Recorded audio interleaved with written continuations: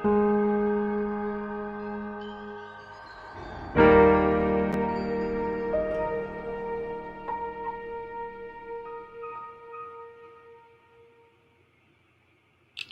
everybody. Welcome to the Blackmagic Collective and the Art Tech series, our second installment with Jill Bogdanowicz. I had to say that once for practice because I always mess it up. So first of all, make sure to put any questions in chat because we'll be watching that, and that's how we get our questions, whatever platform you're on. Also, make sure to let us know where you're from. We're seeing some interesting attendees from Russia. We've got Brazil. We've got a bunch of great people from around the world as well as here. We're very excited to be talking to Jill soon. So just a few little housekeeping things. First, thank you very much to our sponsors, Sigma and Blackmagic Design, both of which make all of this possible, and we're very appreciative to them. My name is John Parento. I'm a filmmaker, a cinematographer. I've been in the industry for way too many years to count. I'm very excited to be part of this Art Tech series because I've wanted to do a series that really breaks down the art a little bit more and the craft of filmmaking so that it kind of means something to all of us filmmakers. So really kind of tips and tricks and tangible advice from professionals. So that's hopefully what we'll get today. Make sure to check out our upcoming events as well on the website, blackmagiccollective.com. Next week, we have our All Access series, which is a series for and by disabled filmmakers. And that's always very interesting. We're doing a piece on documentary filmmaking for and about the disabled. So it'll be very cool for everybody to follow. Don't forget also our film festival, the Blackmagic Film Fest. We wrap up that submissions, I think October 1st is the last day of submissions. And the big prizes, it's a 5-minute film festival, big prizes like Ursa Mini Pro G2s and Sigma lenses and pocket 6K cameras. So we're not messing around here. So make sure to get your films in before October 1st. We're excited. You can see more about that as well at blackmagiccollective.com. So let's get down to business here. I want to introduce Jill. I'm going to read this a little bit so I don't mess it up. Jill Bogdanowicz has worked on some of the most amazing projects as a colorist. We will talk a bit about John Wick, particularly John Wick 3, Joker, and Dr. Sleep, but she's also been a colorist on projects like Spider-Man Far From Home, The Umbrella Academy, which looks great, and Veronica Mars, just to name a few. She has a film background. She actually worked at Cinesite as a digital color assistant early on. And she's also a traditional artist. And you'll see actually when we put on her camera that she has some of her art behind her. It's pretty amazing giant format art. So let's make sure to check that out. And for now, let's check out a little bit, some snippets of some of her work recently. Arthur, does it help to have someone to talk to?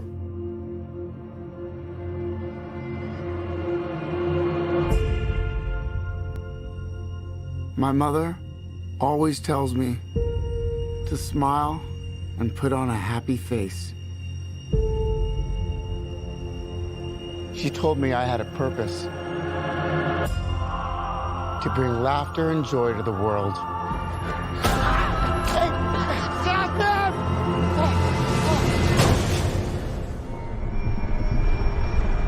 them! Is it just me? Or is it getting crazier out there?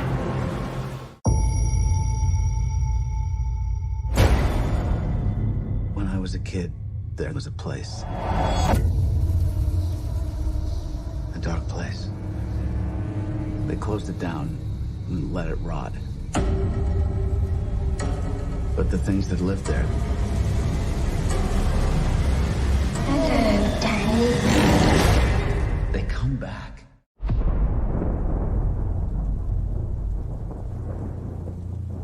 Jonathan, what have you done? To dream the impossible dream. There's no escape for you. The high table wants your life. To right the unrightable wrong. Tell me what you want. Passage. I can't help you. To reach the unreachable star. You expect him to make it out? A $14 million bounty on his head. Everyone in the city wants a piece of it. I say the odds are about even. That's it. Abrupt. We end like that. Let me welcome Jill Bogdanowicz. Hello. Thank you for having me on. Thanks for being on. I have to say, when I look at that reel again, I realize that often color in a film is nice. It looks great. It adds a feel for it. But with all three of those projects, color really, and cinematography, of course, but color really tells the story as much as anything. And they're just stunning work. And we'll talk about them more as we get along here. Oh, thank you. Yeah, thank you so much. So first off, let's talk about, we're going to get into some general things here initially, and then we can get more specific. Right. For a lot of our guests who are filmmakers, how do you work? What do you do prior to filmmaking, to the filming process, the steps that you get ready with the director, with the DP, to sort of create that look or get ready for what is coming your way? Cool. Well, that's a good question, because that's how it all starts, right? Is that communication with the creative. So usually I will read a script. That's the most fun, is to be able to get in on the project and start to create ideas about what I can bring to the cinematography from my perspective, right? So there's several people I work with often, Larry Shearer, Lawrence Shearer, who did Joker. And for example, him and I talked about the look of the movie, and we can get into more detail later, but basically did testing. So he would shoot. In this case, he shot on different cameras to be able to see which ones we'd be able to stretch around and make work for the look we wanted. And to actually, in that particular case, reference a filmic look. And that's something that a lot of people say they want, when they go into a movie, but everybody sees it a different way. Everybody's got a different perception. Yeah, so that's a good question. What is a filmic look? Exactly. Everybody kind of feels it a different way. Now, in this particular case for Joker, we used a lookup table that was very technically correct with film characteristics that are, basically scientifically built that way. Funny enough, my father is a color scientist and actually built that lookup table with me.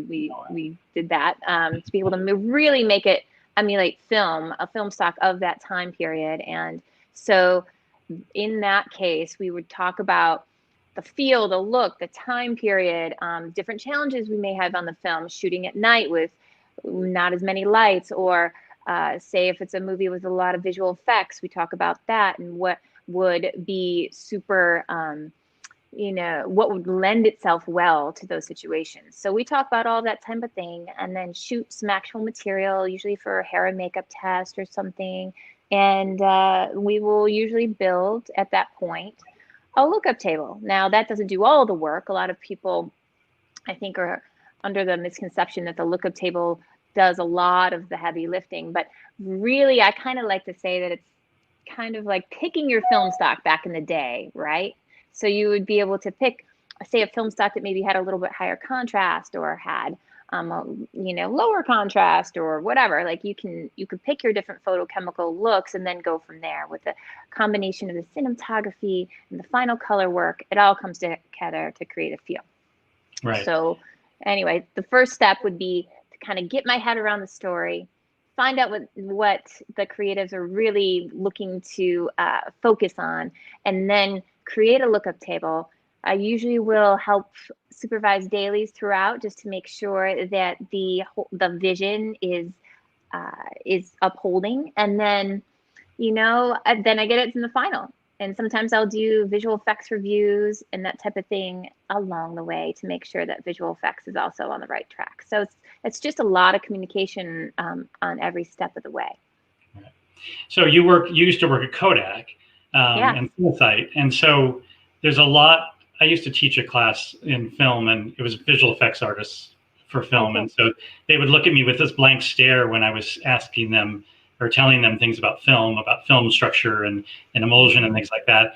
but they always come around eventually to say, oh, now I get why you said that. And so you with a background in film, I mean, how much do you use of that knowledge to bring to a digital world now? Funny enough, a lot. Because, not only is the film has a look. There's so many people, it's just undeniable. Film has got a richness, film's got a look to it, film has a depth to it that so many people respond to. And everybody takes something a little bit different from that. So I think having a technical background and understanding how film works, how film emulsions are built, different characteristics of film, and even the different laboratory processes like bleach bypass and such, understanding what all of those looks actually are and where they come from and what those looks are, help me to be able to communicate with the creatives that might be referencing that, and also help me to be able to build and choose how I color a project for it to be able to have that similar feel. Right. Yeah, there's so much of film that even just filming techniques that really can be translated if you know about them. They're historical, and people are like, well, history is important because it teaches you.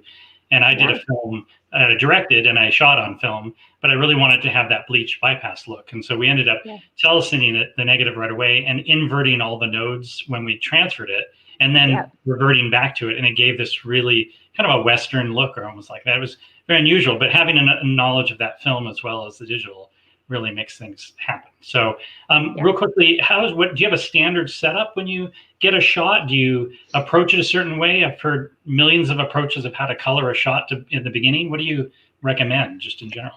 Honestly, most of the time what I'll do, my process is to pre-grade first. Usually what I'll do is after all these conversations with the creatives, I usually have an idea of what they like and what they don't like. And I also have the dailies as a reference so that they can communicate to me very clearly, like, oh, this scene is pretty good, but it's a little too cool. And then it's my job there to take a look at that, use that information, and be able to make everything even better to a much higher level. And so, that being said, I think that, there's not one specific way to do it.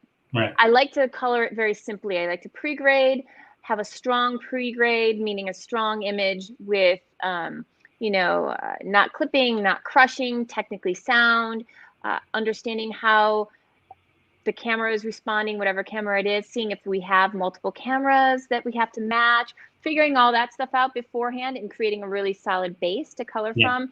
That's my general rule. Now, is there a technical certain way I do that? Not necessarily. Every project is kind of a little bit different, but but it's really creating. I always use this analogy when I'm coloring, that when you build a house, you don't pick out the fixtures and the curtains first. What you do is you build a solid foundation. You have the plans all put together. You have your architecture and your window placement and all of that, and then you go ahead and you do all the polishing work. So that's how I like to approach color correction. That makes sense. That's great advice. So let's go from the cinematographer side now. For young cinematographers or cinematographers who haven't had the opportunity to work with, this level of color, what do you want to see? And I'll use a film term. What do you want to see when you get the negative? You've got the processed footage or the digital footage, and they've shot in RAW or log or whatever. And so what do you want to see in an image that gives you the best tools to create from? Well, I would say a really solid neg, which is basically, a nice thick neg, which basically means that you have a lot of detail. So, if you have a DIT on set, or if you're looking at any of the scopes on set, just making sure that when you're shooting, you're doing the most you possibly can to retain as much detail. So you're not going to be clipping out skies or windows as much as you possibly can. Or if you do, just be aware of that and just, know that we're never going to get detail back in that window that's blown out in the background. So I would say, thick negative, as much detail as you can, if, exposing it in the way that it should be exposed to have the least amount of noise, because that's always something that I deal with. Occasionally, whatever, have a shot that maybe the people are losing light and you need to get a shot, then we have some noise, which we can, of course, help with, but, give a really solid, negative. And then also a lot of times, I always say that color, we can do a lot in color, but it's really important to have good lighting on set. I always, there's no substitute for beautiful lighting. Beautiful lighting can give me the most freedom, really, to be able to create, more contrast and more of a look. So I'd say, do as much of your homework and do as much lighting as you can in camera. And then that also gives the colorist not less work to do, but it actually gives us more of a more freedom to be able to create more things. Yeah. So when you're shooting, if the filmmaker imagines, the cinematographer imagines down the road in final, they want a really high con look, so deep shadows and really almost blown out highlights, don't shoot it that way, but shoot with that kind of key to fill ratio, but maybe fill higher and key a little lower, so that you can bring it there, but you're not losing the information. Would that be fair? Yeah, absolutely. Good. Sure, I would say that. A funny thing, a film person, I'm excited. I get to talk to a film person. For everybody watching, and if you haven't shot film, a thick negative was good, because remember, in the negative, it was going to black. That means that was white, basically blown out. But there's so much detail in that grays, even if you can't see it on the negative, that it allowed for much more. You could do more with it in the end. But if it was clear, then that was a problem. Exactly. So let's talk a little bit about Joker. So you started that, I think I saw when we were chatting earlier that we talked about, you had some sort of reference material, and we talked a little bit about matching a film thing. How else did you guys communicate to start that process with the director and the DP? Yeah, so basically the director and DP shot some tests in New York with a few different cameras. One of the cameras is a film camera. So really Todd, the director, really felt that the story lent itself to a filmic look, right? And, but nowadays actually shooting film has different limitations because there's not as many labs or getting the film stock. And then anyway, there's just sometimes more of a workflow issue. And then also, having low light situations and that type of thing, you don't want to get into too much grain. So anyway, they were just looking for different options to be able to get a filmic look. So they shot a test on film, the same thing on a few different cameras. They ended up shooting on the Arri 65, so we'll just use Arri as the camera that we were looking at mainly anyway. So what they did is ask me to make the 65 look like film. So what I did is I called up my father, who I know used to build film stocks. Exactly, pick up a phone. And so just called my dad and asked him, if he could build a lookup table for specific stocks from late 70s, early 80s.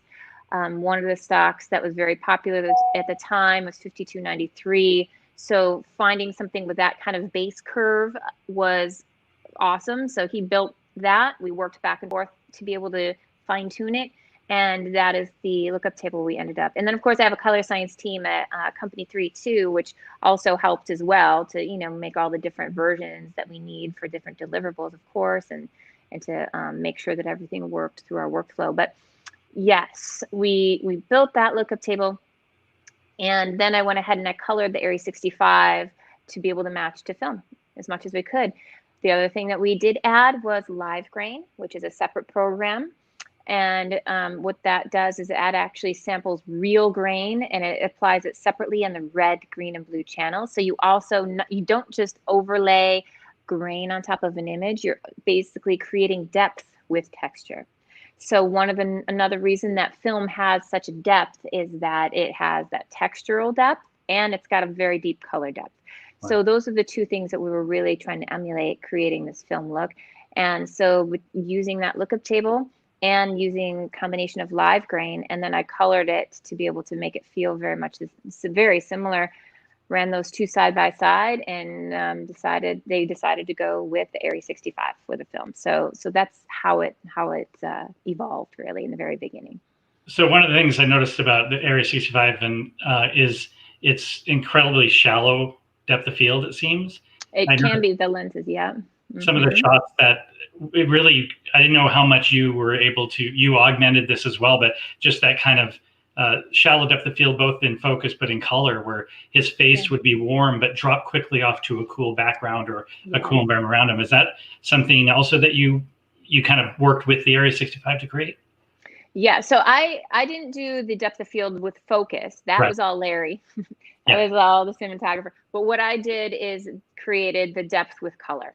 And that is what you're talking about, creating a little bit more color separation. So in Joker, kind of a very filmic feel where the blacks didn't ever really go super, super black. They have very cyan if you really pay attention to it. There's not a solid black. They all have a slight color, which gives more of a pop to things that are warmer. It separates more and creates a little bit of that color depth. And that's a very filmic thing to do. Even if you looked back at old film prints, a lot of times the blacks weren't totally neutral black. You could see them be maybe a little lifted, a little cooler, or a little bit warmer, or whatever.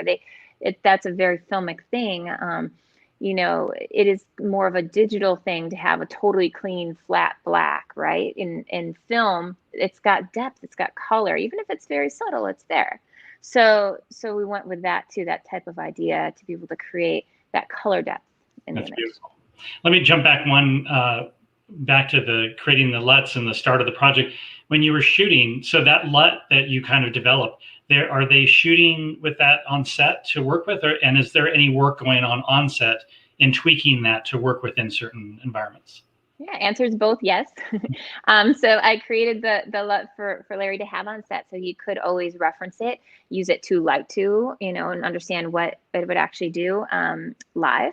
And he also had a DIT, which was on set, which was able to create CDLs.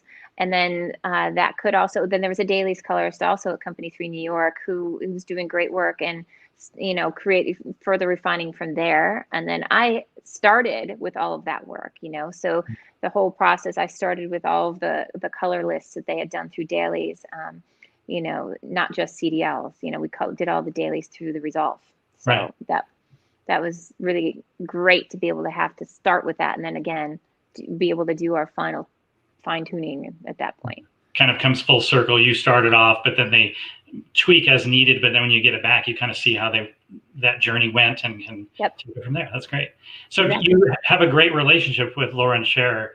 You've you worked with many projects with him. Yes. We go way back. I think our first one, I'm going to date myself, but it's like back in 2005. I think we did Dukes of Hazzard way back. And yeah, we've been working together pretty consistently ever since. It's been really great. Yeah, no, he's awesome.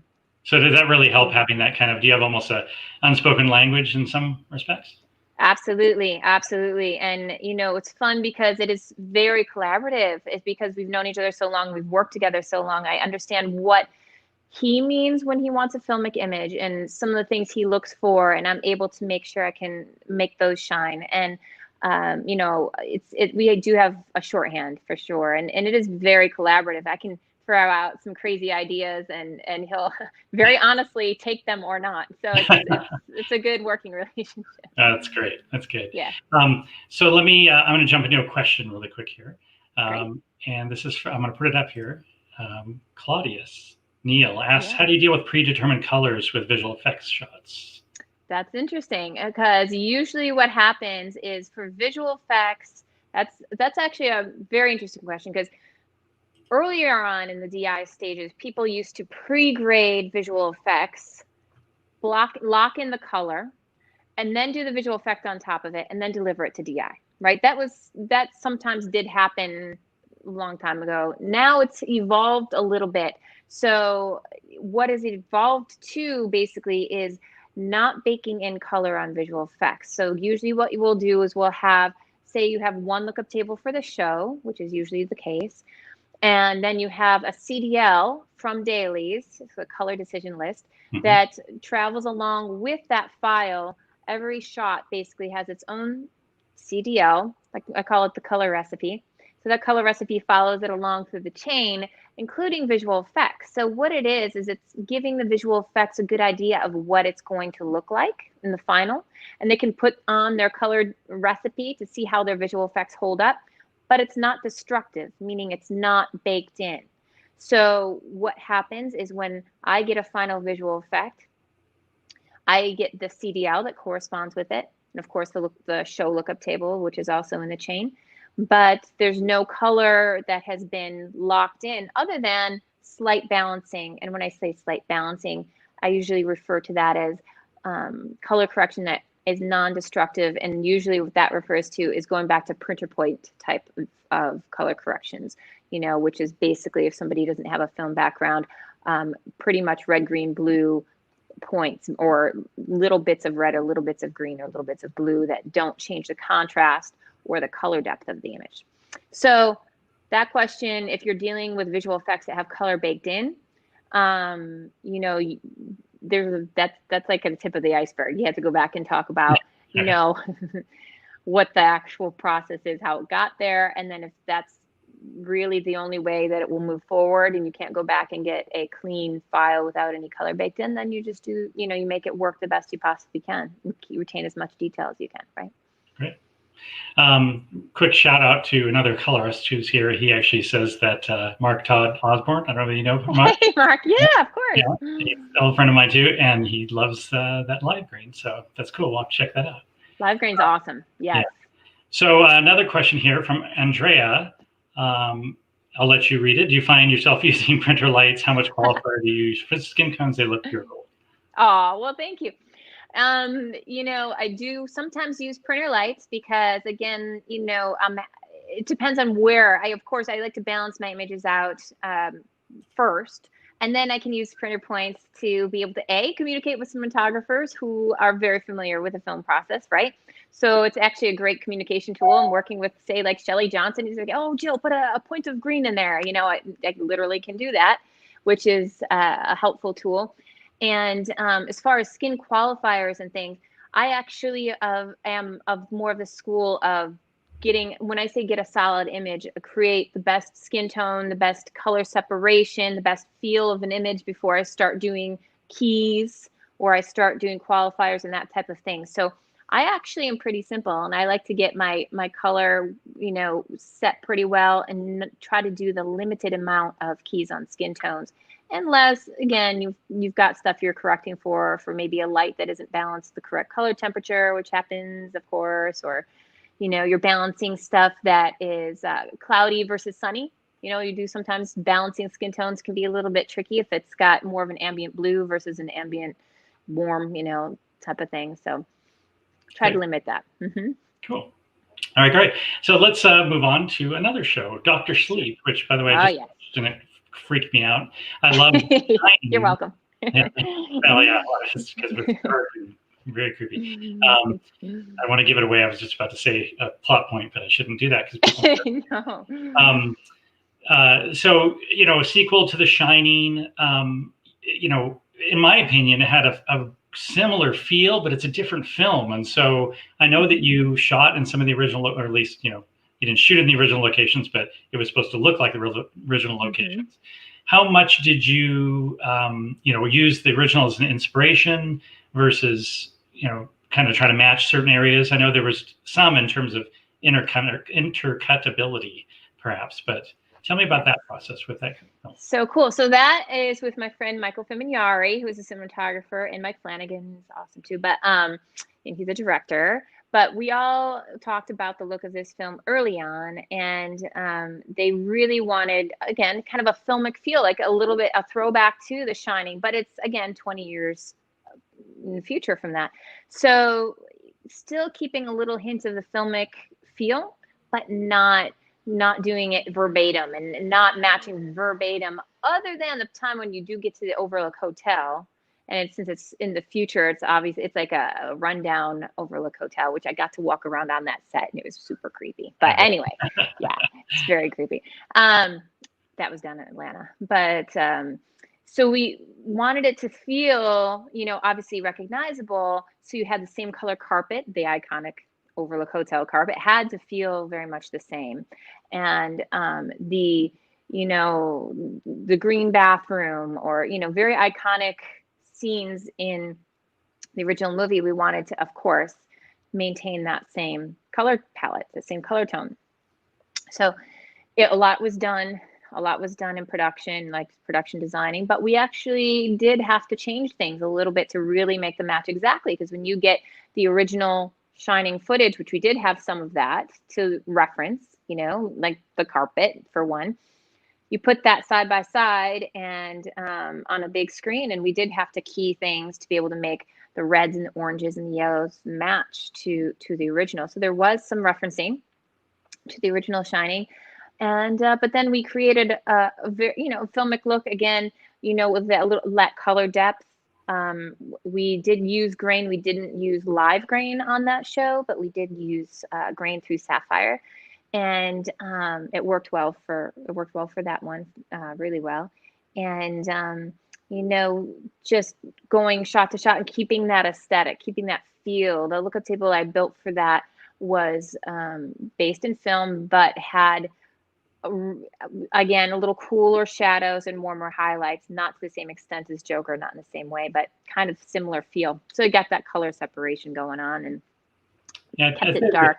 The Joker felt, you know, dramatically contrasted, you know, like there was a different feel. This felt almost gloomy and like everything was foreboding around you. Even in the daylight scenes, it seemed like, even though they were brighter, you still had this kind of somebody looking over your shoulder kind of feel throughout. And that's good. That's good. Yeah, that's the kind of thing we were kind of feeling like. We never wanted anything to get too super happy. It was all, you know, actually a little bit lower contrast and a little bit heavier, like a little darker, a little heavier, but without crushing blacks or anything like that. Yeah. So then we go to John Wick, which is yeah. entirely different story. Very like intense color. You might want to say, people might say just generally comic booky, but it's not. It's rich, and the color is part of the story. So how did that, talk about the process of starting that out? Because I know you didn't shoot things that look like that. It was very, very much affected by cinematography and you. Yes. So yeah, Dan Louston is the cinematographer, and he's brilliant. And he shot with a lot of beautiful colors. I think one of his favorite colors he was using was steel blue, and it's like this cyan, beautiful blue that's in there. And I really was able to celebrate that in the show. But what I did is a lot of times found colors that would really pop against that and accentuate even magentas. Like if you really notice John Wick, there's purples and magentas that come in there that you don't usually see in movies, right? Yeah. So really celebrated all the different tones that were New York at night, all the neon and all the different colors, or, you know, all the beautiful, there's so many beautiful settings, beautiful places in that movie. You know, all the ballerina stuff. I mean, it's just stunning locations. So I just got to have fun with it and keep some strong contrast in the image and really make it pop. And nothing, there's the images had to have energy just like the movie. So we really kept the color not garish. Obviously, we still wanted to feel elegant, but really strong. And so certain times you would take certain colors out that were maybe competing too much with the palette that we wanted to really focus on. So there was a lot of that type of thing where we limit certain colors and really make the blues and the greens and maybe the yellows pop when we could take away some reds and magentas in times, you know, so it didn't feel too muddy or complicated, you know, too distracting. Did you find, did you approach the action scenes differently from the non-action scenes? Because they still stood out visually, even though it's crazy action and still in that kind of high contrast feel. Was there a different approach to that in those two? Not really, other than, of course, you know, just keeping, we wanted to, even on the scenes that were in action scenes, still wanted to keep the energy. So we wanted, of course, keep that going. So it all started with the same approach. And of course, with the action scenes, there's a lot of cutting and just making sure it all cuts together, you know, make sure there's no bumps and all the visual effects are seamless and that type of thing. So that only different approach is that between a scene that had a lot of visual effects and heavy cutting, you know, versus a scene that's more talking back and forth, you know, obviously it just takes a little bit more finesse, a little color to make sure it all tracks and works. And on shots that cut quickly, it's really important for the audience to look where you want them to look. Right. So there's things, and we didn't really talk about this yet, but I call it shaping, or using power windows to be able to, you know, guide the eye to the part of the image that you want your audience to be looking at. So when shots are cutting very quickly and you're supposed to be watching, Halle Berry, we want to make sure your eye stays with her. It doesn't get distracted in maybe a bright wall that caught a light or something. So easily I would bring down the wall and your eye will follow her if it's a quick cut. So there was a lot of that type of thing in the quick cutting action stuff. Yeah. Yeah. Here's a question that actually kind of feeds off of that from Alexander. How do you maintain the look of a movie throughout all the different sequences with varying environments, lighting, et cetera? For example, luminance level of the black point stay about the same? How do you manage that? I know a lot of it is step by step, but is there a system to it? Yeah, I mean, the system is really just, of course, I use my gallery stills to remind me of where my benchmarks are of, okay, well, we love this look and we'll just make sure this look stays in the same location. We want it to be a similar look towards the beginning of the movie and the end of the movie type of thing. So use my still store. And another way I like to do it is I work very fast. So I'll go through and just keep the movie running. I'll color very quickly. I tend not to get stuck on one shot for too long and keep the flow of the movie going. And for me, that helps me maintain and keep the feel to be very cohesive. Very good. Okay. Mm-hmm. Here's another one, similar. Okay. What's your technique to limit the range of hue? I think it means if they are competing. Yeah, if they're competing. So basically, again, using still store, and that's kind of more of an aesthetic thing. Like I can just tell when something isn't working. So if we've got a shot with some really strong blue, like a cobalt blue and greens and maybe a gold in there, and if there are other colors that are starting to just make it look overly colorful, I will just slowly reel that in. That's just a little bit more of an experience or a taste thing. Everybody might have a little different taste, but that's kind of how I like to do it. Okay, great.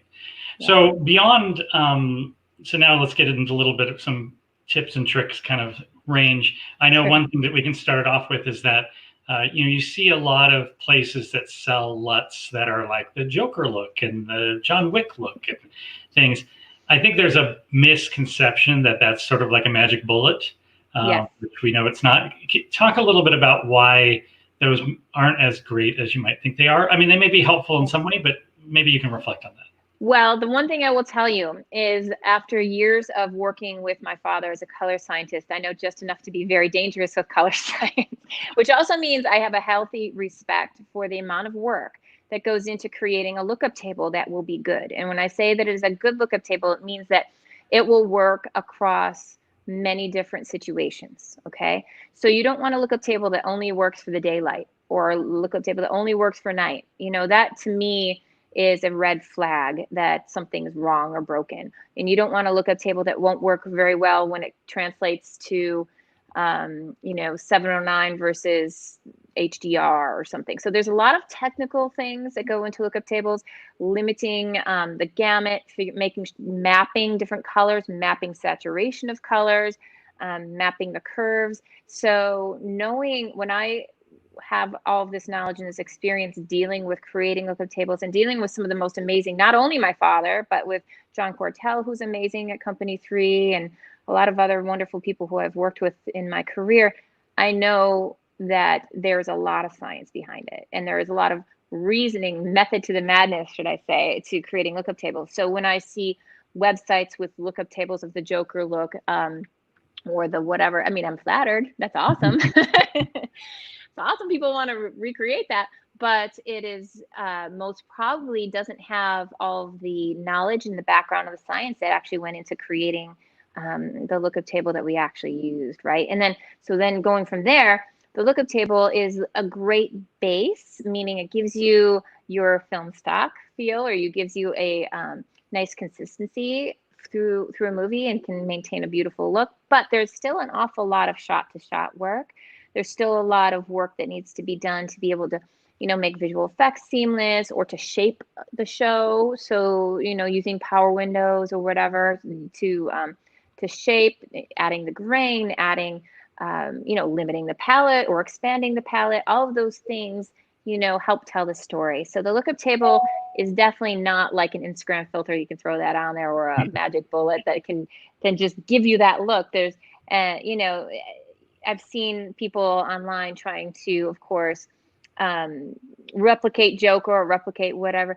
And that's great. Maybe it'll work for one shot or so, but or maybe even 5, or maybe they've got a great thing that they figured out, and that's amazing. I'm not taking away from that, because everybody's got their own way to do it. But the way that we do it on a big show, it's it has to work on all levels, meaning it has to be technically sound.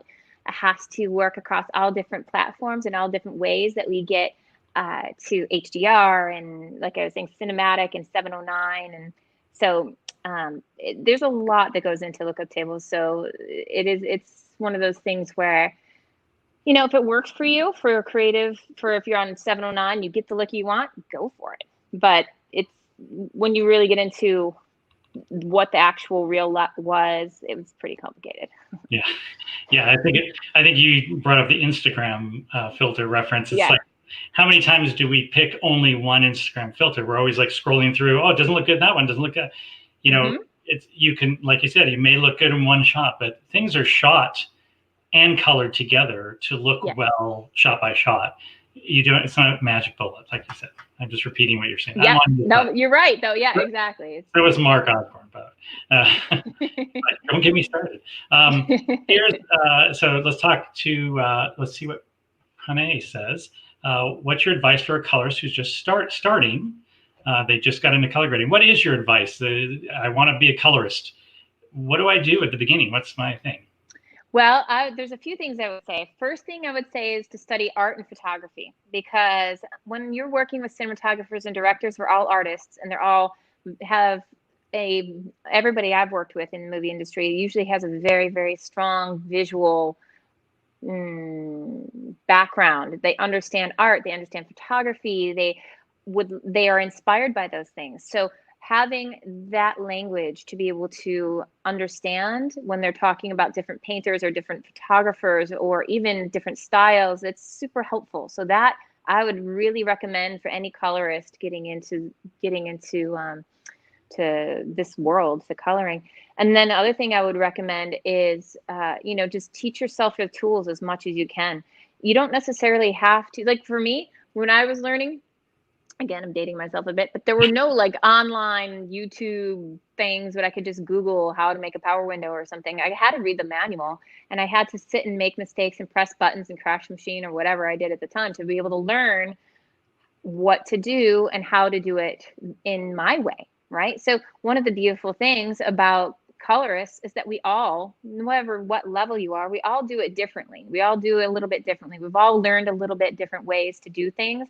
It's the kind of the fun part of working at Company 3, because I'm working with some pretty amazing other colorists there that we all share information, and be like, oh, cool, you did it like that. That's kind of a fun way to do it, or different way to think of it. And so figuring out your own way to run the tools, learning it on your own. Right now, it's very accessible. You can.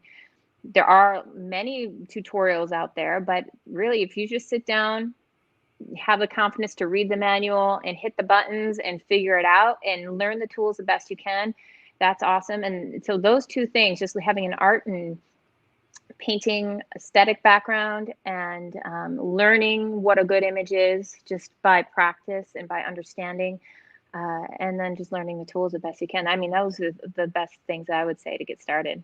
Yeah. I think you may have mentioned this, but shooting stuff, getting a still camera and going to shoot, right, and try different things, try extreme contrasts and stuff, just to get a feel for what an image does. Right. And then when you start trying to recreate, and also something that's kind of interesting, if you try to recreate looks, that's why I see all these tutorials of colorists trying to recreate looks.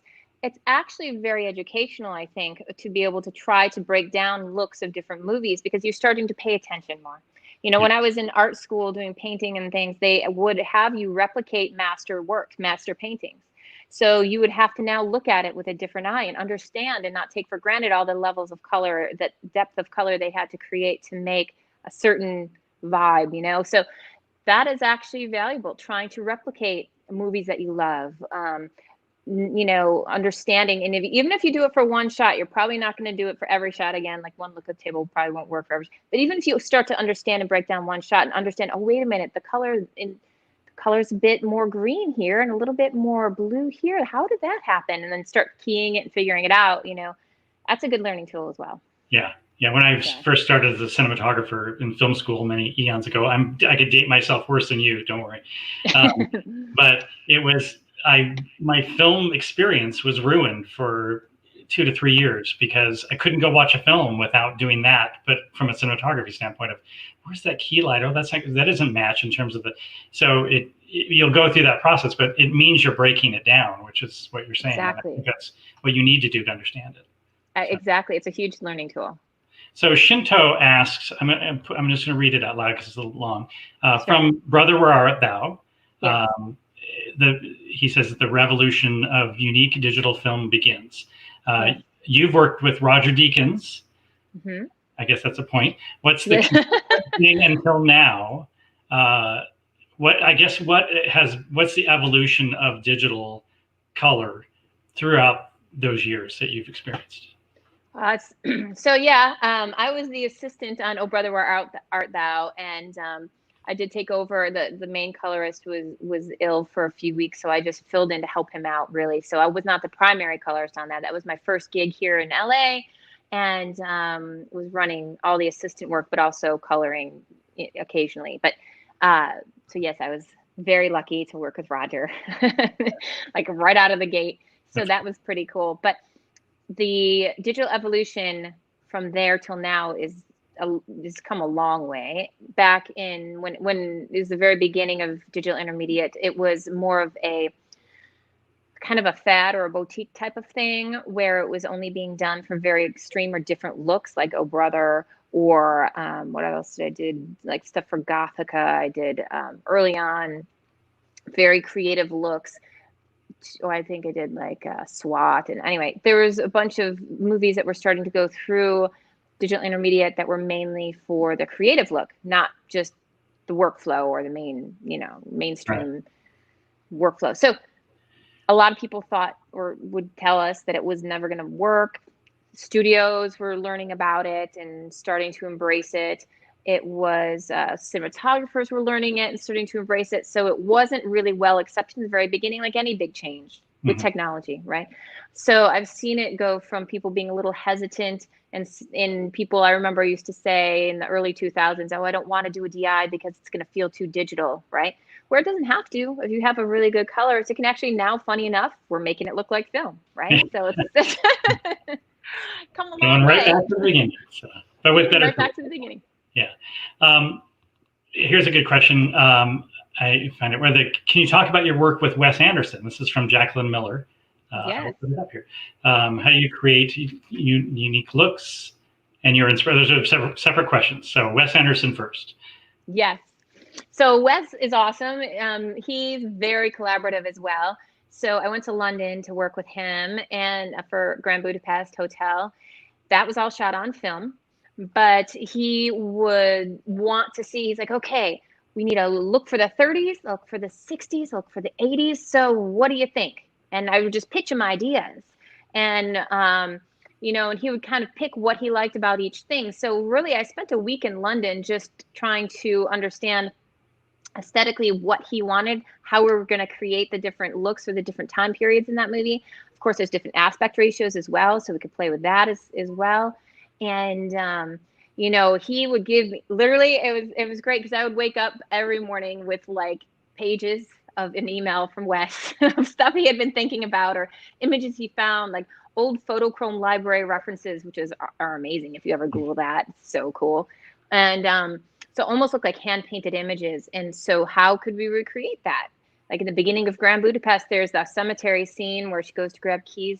And, we wanted to keep the camel color of her coat, but we didn't want certain other colors to be popping through that were actually in the image, and really limited it and really made it very hand painted feel, almost black and white in certain areas. So it was really fun to be able to look at references he would send me and interpret it and recreate it for moving images. So, and then we would create vignettes. We'd have 100 little points for vignettes around the 4x3 image. And then he'd be like, maybe that doesn't work so well for this shot. So we change it all around. And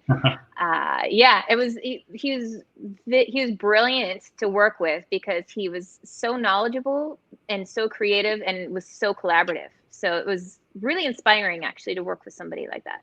Yeah, somebody with that kind of, not all directors and even cinematographers have this visual passion, but he seems so like old school, like really wanted to dig into the brass tacks of what every frame is going to look like in a fun way. It sounds like he was great to work with. So. Oh yeah. Oh, he's amazing. He was great to work with, and I had a really fun time with him. And really, again, I would throw out some ideas to him, and sometimes he'd be like, "That's not going to work." Other times he's like, "Oh, that's so cool. Why don't we do this?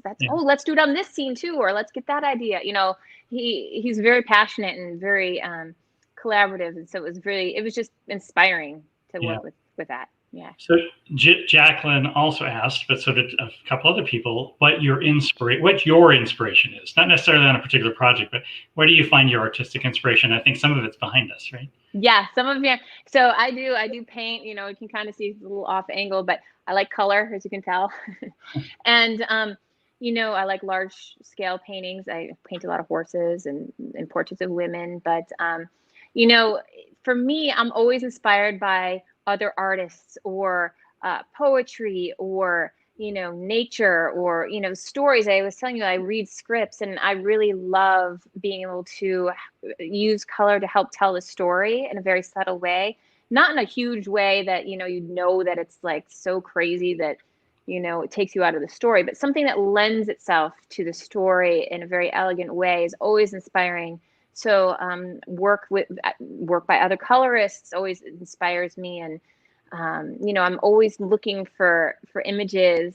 Flip through Instagram. I love finding different photographers and painters. And before COVID, I would just go wander around art galleries all the time. Downtown LA or down in Santa Monica at Bergamot, and just wander through different art galleries and look at color combinations and textures and things. So, I mean, it's kind of all over the place, but that's what I really like to do, is just be inspired by a lot of different things. And, books as well, reading different stories. Also, I have friends that we go back and forth with different books that inspire us and things. Yeah. So I do paintings off of that as well. Great. Amazing. That's good. Yeah. So we'll do two more questions. We're almost out of time. Okay. One I keep getting repeatedly, and I don't want you to give away your magic mojo, but you can answer this how you feel you would like to answer it, which is, here it is right here. Evan asks, I was wondering what the average number of nodes you would use on a clip, and has that number changed over the past years? That's an interesting question, because I don't know. Every shot is different. Every movie is different. I wouldn't say have an average. It's just I do whatever kind of needs to be done for the shot. Again, I try to stay pretty simple. I'll go through and pre-time show with usually a couple nodes, nothing too complicated, and then build from there. Whatever I'm working with the cinematographer or the director, just figuring that all out as we go. I wish I had a better answer, but there's no answer really. What is the most nodes you've ever had, do you think, on a shot? Oh man, I don't know. I mean, it can get up there depending. It's usually on some sort of visual effect thing. Talking about Wes, there was one shot where we created cracks in the ice using my power window. So I actually drew cracks into the ice using a combination of a visual effects mat and my drawing the lines. It's when he was falling off the ice and hanging onto the edge.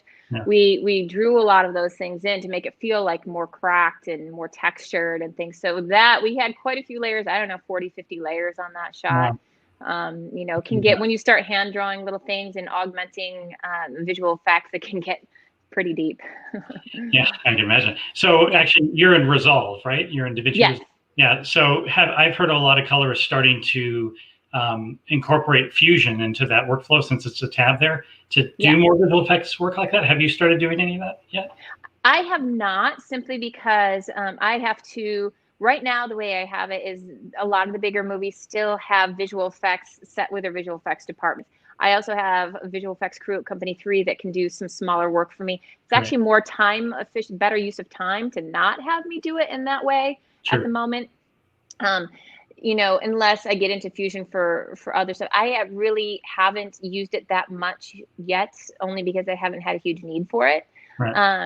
And I do have other, when I'm working on a big show, they've got their own visual effects crew. You're just So working they on don't need me. small shows. What are you talking about? You have I plenty. know. Okay, couple quick more questions. Sure. Here's Luca asks, what colorists do you admire? And what are your thoughts on colorists being left out of the academy? Or getting controversial? You don't I know, have to right? answer that second part if you don't want to, but what colorists do you admire? Well, honestly, I have to say I'm very lucky because I work with a lot of them. Stefan Sonnenfeld is brilliant, and so is Stefan Nakamura, brilliant. Tim Stippen, Bob Festa is a legend. He's amazing. Siggy is super crazy technical because Siggy's awesome. And I mean, literally, I feel like I'm going to forget people, but like there's so many amazing people that I work with. And just my peers are incredible. Walter Volpato is great. Yeah. I mean, so,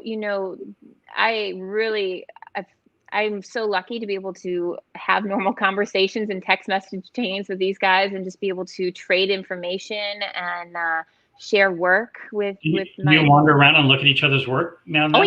Oh yeah. I walk right in the theater. I'm like, what are you guys doing? Yeah. That's cool.